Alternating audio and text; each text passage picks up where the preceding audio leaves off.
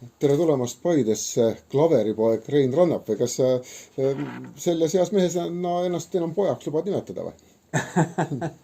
No kuna klaver on vana juba, ma ei tea, kui 300 aastat, saab paari aasta pärast, siis võin mina olla tema poeg vabalt. See, millega sa täna Paide kirikus üles astud, on kontsert, mille puhul ma olen pidanud mõnele sõbrale selgitamiseks ja hakkan välja mõtlema, et jah, see on klaverikontsert. Aga inimesed mõtlevad ju klaverikontsert, selge, laotatakse noodid laiali ja hakatakse siis mängima klassikalisi No teoseid. noote mammu ei laata laiali, mul on iPad selleks, kus ma vaatan.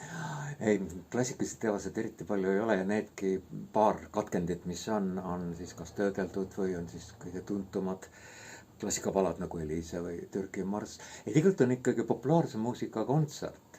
Et isegi seda ei saa öelda, et oleks klaverikontsert, sest nendel abipillidel, mis mul on siis ettevalmistatud klaver ja süntesaator, nendel ma loon tausta, alguses siis trummipartii, siis bassipartii, veel mingid saateelemendid, see kokku kõlab nagu bänd ikkagi. Noh, tal on bass, tal on trumm, tal on taust on süntesaatoril ja siis ma mängin sinna juurde meloodiat, siis kas harmooniumil, klaver või süntesaatoril, vahel laulan isegi.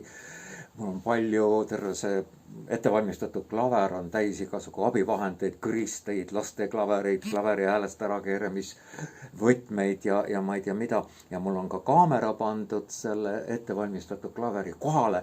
Inimesed näevad pidevalt suurelt ekraanilt, et mis seal siis toimub. Et ja pean väikse sihukese miniloengu ka seal, et näitan eraldi need helisid, kõige madalamad noodid, need on nagu basstrumm, need on siis kummidega, kummid on surutud keelte vahele, siis tulevad seal juba väiksed trummid, tom-tommid. Enamus musti klahve on kõik mul kruvide ja poltidega tehtud kongideks või nagu sellised kumedad kõlad.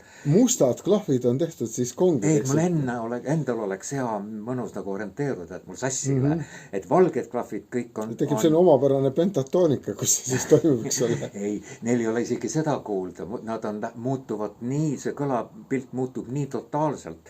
Oleneb sellest, kui kaugele ma kruvi panen, millise ülemheli ta välja toob.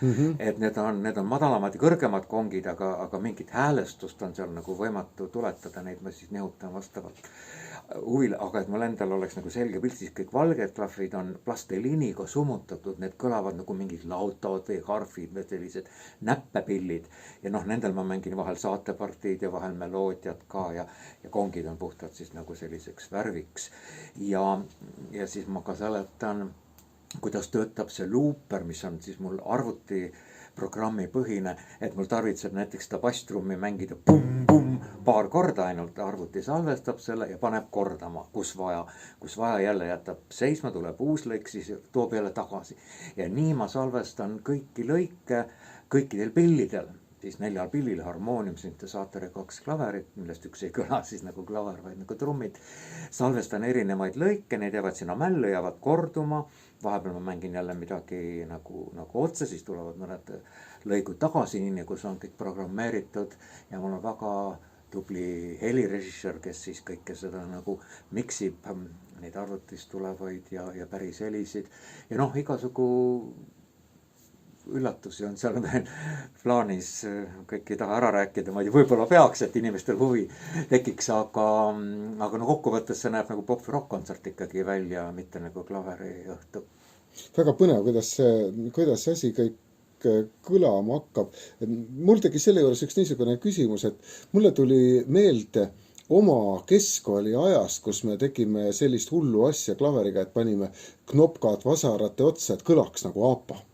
Et siis oli äge, siis aapa sound, aga kas sa nii-öelda oma noores põlves ka selliseid eksperimente tegid, kus mõnel puhul tuli riskida sellega, et muusikaõpetaja võtab kõrvad pihku, et mis sa selle klaveriga tegid? Jah, eks sinna klaveri sisse sai poetud ja mängitud juba varakust peale ja niisugused tavalised asjad nagu vastu keelt löömised või nende näppimised on tehtud, aga mis knopkadesse puutub, siis võt, mu klassivend Andres Mustonen oli ju suur vanamuusika fanaatik ja tema oma koju pianinole toppis küll need nokad sisse, et saada see sellise klavessiini vanaaegse klavessiini kõlas, vaata, ja aga ei, no niisuguseid kuritegusid võõraste klaverite vastu ma ei ole teinud. Ja see klaver praegu, mis on siis nende metalli ja kummitükkidega nüüd keelte vahel, on keeled pingesse tõmmatud, et see on tegelikult, ma laenutasin klaverimeistrilt sellise klaveri, mis läheb nagunii täielikku remonti restaureerimisse pärast seda tuuri.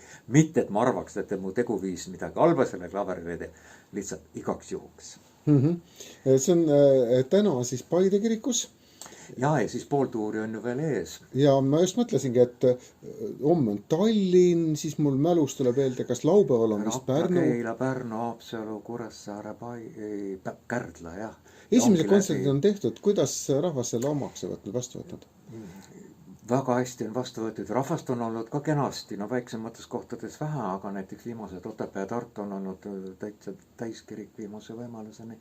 Ja hästi liigutav on olnud pärast kontserte, kui ma olen autogrammi plaatidele, ma nimelt selleks tuuriks valmistasin ka uue heliplaadi Parimad palad, kus on kõikide tuuride siis hitid välja valitud ja uuesti nagu heliplaadil välja antud ja muud plaadid on ka muidugi saadaval, et kui ma annan neile autogramme, siis ma kuulen ju ka inimeste käest nende muljeid ja ka nende mälestusi ja nii tore on, kui inimesed räägivad, oi, ma olin 7-aastane, kui ma olin Vastseliinas teie kõige esimese tuuri kontserdil ja näed, nüüd ma olen kõige viimase tuuri kontserdil ja noh, mis lood siis kellelgi on, kes on varem käinud kuulamas ja kus ja mäletavad. Nii et hästi tore on neid vanu kuulajaid taas näha.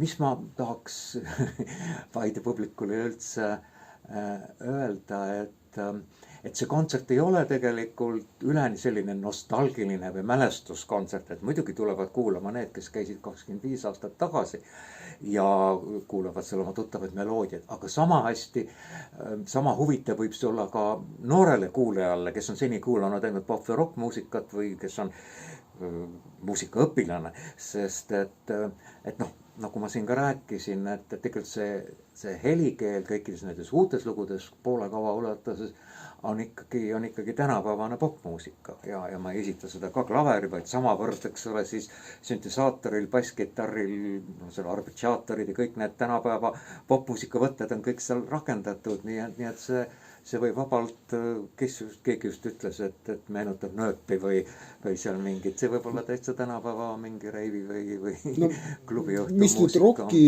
rahvasse puutub, siis ega rockisõbral paremat missionäri muu muusika maailma ei saa olla, kui Eesti rocki üks alustalasid läbi Ruja, Rein Rannap ja selles mõttes on see respekt nagu ees olemas.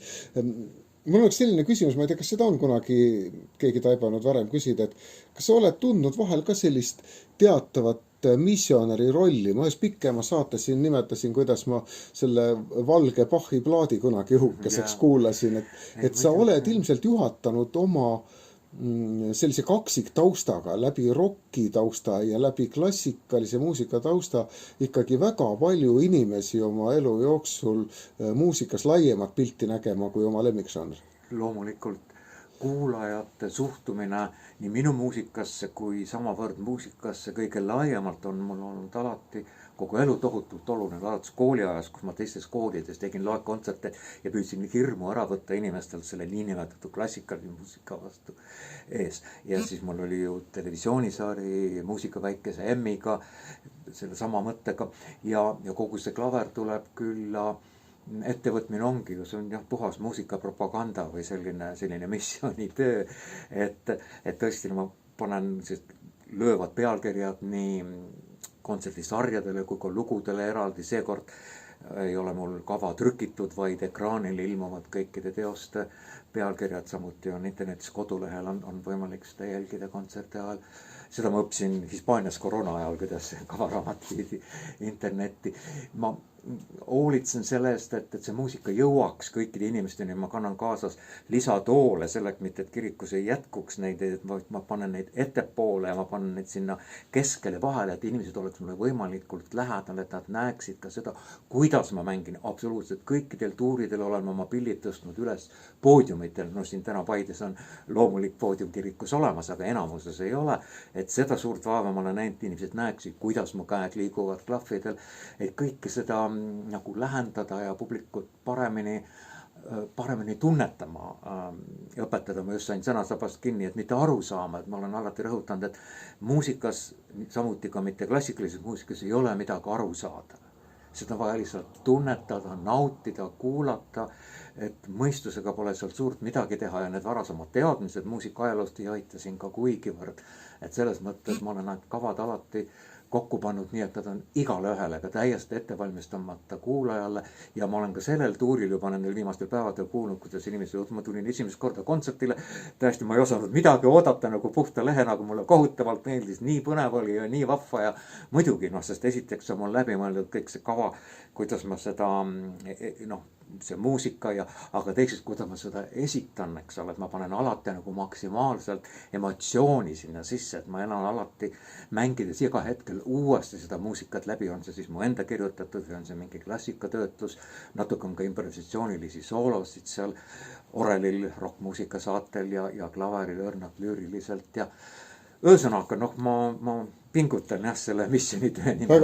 Väga vinge õhtu tuleb täna Paides ja nagu taevali kõnnistus on antud sellele, kui inimesed on sellises suvekibeluses, siis täna on just parasjagu niisugune pilvealune ilm, et kus on mõtled, mis sa selle õhtuga teeks ja mul on selline ettepanek, et selle õhtuga midagi väga toredat teha, tuleb minna kirikusse ja Rein Rannap mängib teile muusikat. Mina rõhutaksin pigem just seda suurt algustähte. See võiks vaatenurgas sõltub, et väike algustäht tähendab seda, et ärme pinguta üle, aga suur algustäht tähendab seda, et kogu pilt on teie ees, alates natukene huligaanselt kruvidega timmitud klaverist kuni klassika kõladeni välja ja kõik see saab olema põnev ja meeltlahutav, sest muusikakontsert, Reinsalu minuga kindlasti nõus, et muusikakontsert ei pea olema kannatuste rohke kultuuri omandamine, vaid mõnus meelelahutus. Absoluutselt, mõnu ja lõbu kell 7.